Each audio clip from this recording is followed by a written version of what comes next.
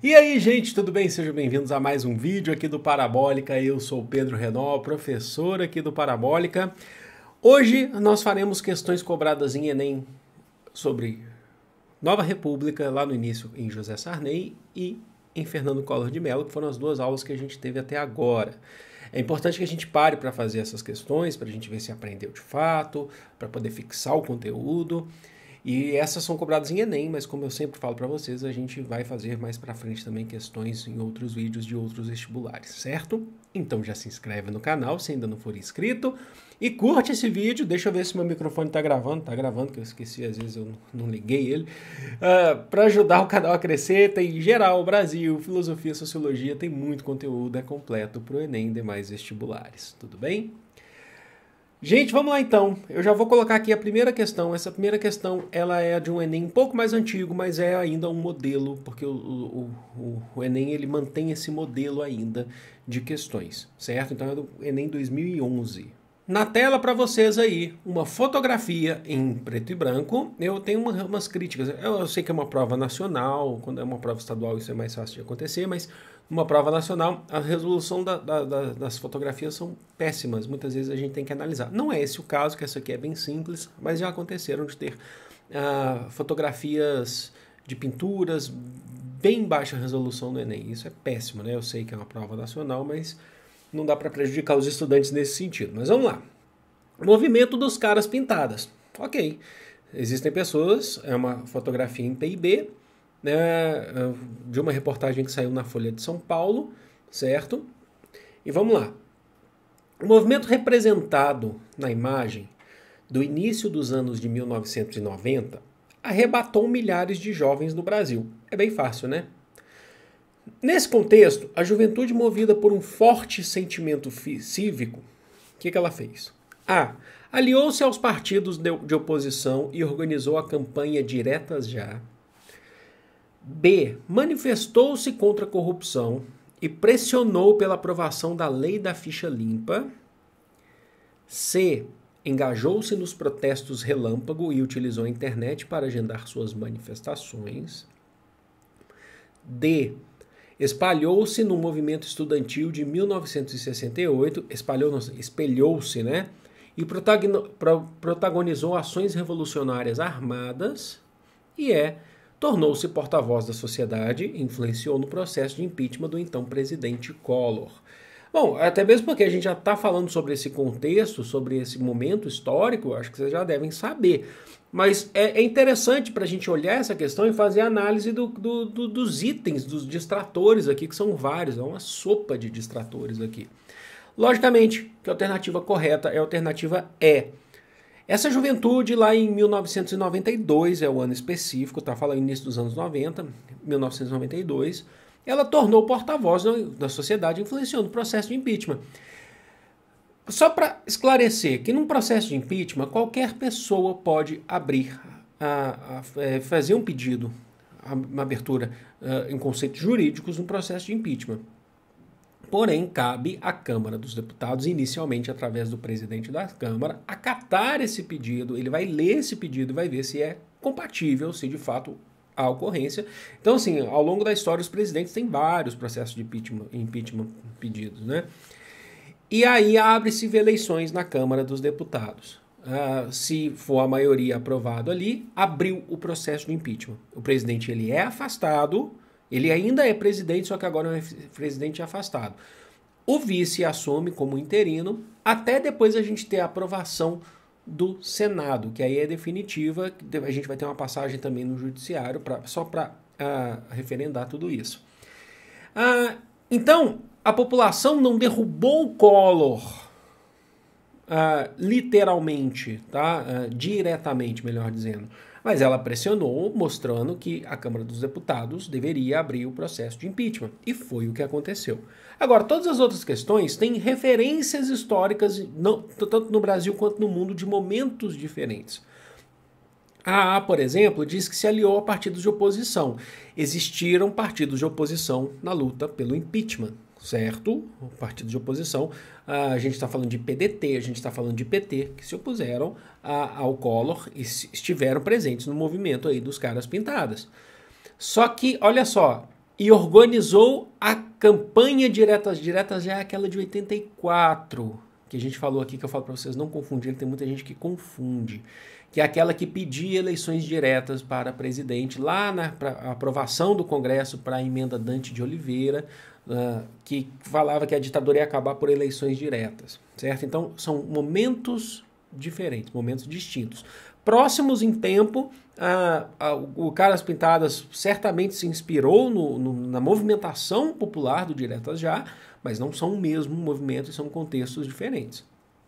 A B diz: manifestou-se contra a corrupção e pressionou a aprovação da Lei da Ficha Limpa. Manifestou-se contra a corrupção, mas a Lei da Ficha Limpa é algo mais atual. Entenderam, gente? Então não é daquele momento. A C diz: engajou-se nos protestos relâmpago e utilizou a internet para agendar suas manifestações. Primeiro, não foram protestos relâmpagos. Em 1992 era raríssimo a internet em casa, tá? Já é raro ainda hoje para grande parte dos brasileiros, mas ainda era.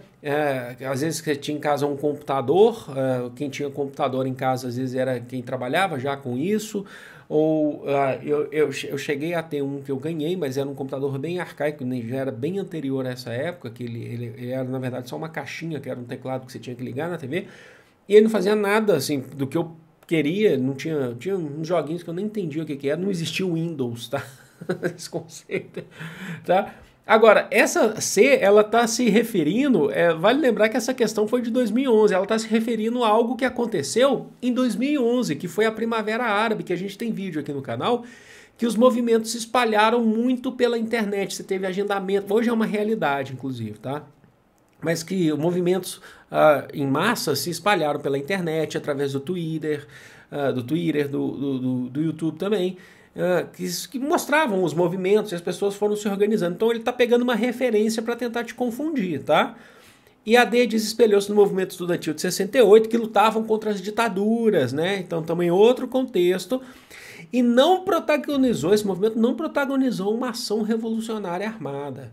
Vamos só entender rapidinho aqui, que é importante que a gente faça isso. O conceito de revolução é um conceito de transformação. Vamos transformar essa sociedade. Então a gente vai sair, por exemplo, de um modo de produção capitalista para um modo de produção socialista. Pode ter uma revolução que sai de um modo de produção, sei lá, semi-feudal para um modo de produção capitalista. Ou uma revolução em meios, né, em técnicas, como foi a Revolução Industrial. Então, a revolução significa uma transformação. Aqui, nesse momento, não estavam transformando a sociedade. As estruturas políticas se mantinham. Estavam buscando tirar um presidente para assumir o vice e depois ter novas eleições. Não há um processo de ruptura da sociedade, do conceito político. A Constituição de 88 se mantinha. Não tinha esse processo de ruptura. Os ricos continuaram ricos, os pobres continuaram cada vez mais pobres nesse momento aí que a gente está falando, entenderam? Isso é bom falar também, que muita gente fala assim, você acha que os atos, né, as jornadas de 2013, aquelas lá da Copa das Confederações, que resultaram inclusive num amplo apoio das classes médias, que vão resultar inclusive no impeachment de Dilma em 2016, é uma revolução? Não é uma revolução, porque a política se mantém, as estruturas... Então guardem bem isso. Não há um processo... A gente não está vivendo, inclusive no Brasil, com o atual governo, um processo de revolução com a famosa acabou a mamata ou alguma coisa assim, ou discursos desse tipo, tá? Aqui eu não estou fazendo discurso político, mas é importante que você saiba que não há esse processo de transformação em curso. Então a revolução seria a mudança de fato, como foi, por exemplo, uma revolução iraniana islâmica que definiu o islamismo como grande força do Estado, e aí mudou a vida das pessoas, transformou, entendeu? Então é legal usar essa questão para poder, inclusive, explicar conceitos para vocês. Então vamos para a próxima aí, essa Enem 2016. Ontem, em geral, a gente fez bastante questão de 2016. Eu gostei muito do Enem 2016, a gente tem muita questão, porque foi aquele momento que a gente teve 2 aplicações, além do PPL, né? Batizado por Tancredo Neves de Nova República, que é esse momento que a gente vive, o período que marca o reencontro do Brasil com os governos civis e a democracia ainda não completou seu 5º ano e não completou o seu 5º ano e já viveu dias de grande comoção. Começou com a tragédia de Tancredo, que faleceu algumas semanas, né, quando o Sarney assumiu. Né? Ele foi internado na véspera da posse, né? Então ele nunca assumiu. Seguiu pela euforia do Plano Cruzado, que a gente falou aqui no governo Sarney, a troca do Cruzeiro pelo Cruzado, depois o Cruzado Novo. Conheceu as depressões da inflação e das ameaças de hiperinflação e desembocou na movimentação que antecede as primeiras eleições diretas para presidente em 29 anos, que foram as eleições do Collor. Tudo bem, o período descrito apresenta continuidades e rupturas em relação à conjuntura histórica anterior, em relação à ditadura militar. Uma dessas continuidades consistiu na...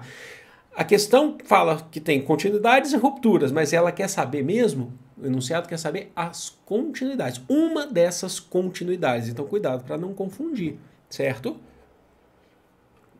Então o que se manteve do governo da nova república, dessa república que a gente vive hoje, principalmente lá no início, lá em Sarney, depois Collor, que era característico do período da ditadura? A representação do legislativo com a fórmula do bipartidarismo. B, detenção de lideranças populares por crimes de subversão. C, presença de políticos com trajetórias do regime autoritário. D, prorrogação das restrições advindas dos atos institucionais. Então a gente continua. Basicamente os atos institucionais, desculpem. E estabilidade da economia com congelamento anual de preços. Acho que não ficou difícil também. Vamos lá. A gente fala... Nossa, lancei um... né? A gente lança aqui os distratores depois. A alternativa correta é C.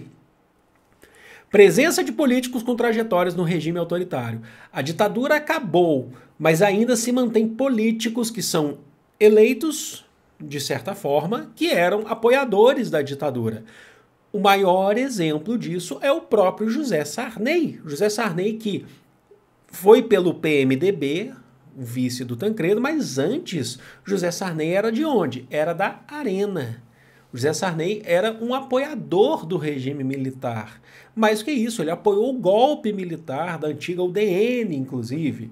Então, o José Sarney era um apoiador do regime militar. E ele virou o primeiro presidente, de acordo, inclusive, com aquilo que a gente falou na semana passada, não, mas nas últimas aulas sobre ditadura militar, do quanto que houve uma negociação de Tancredo Neves com o Geisel lá naquela redemocratização lenta, gradual e segura, de colocar um Sarney, um antigo aliado dos militares, agora como vice, que há quem diga que há questões nebulosas, inclusive na morte de Tancredo, para Sarney assumir. Então há políticos de trajetórias ligados ao regime agora nessa nova república.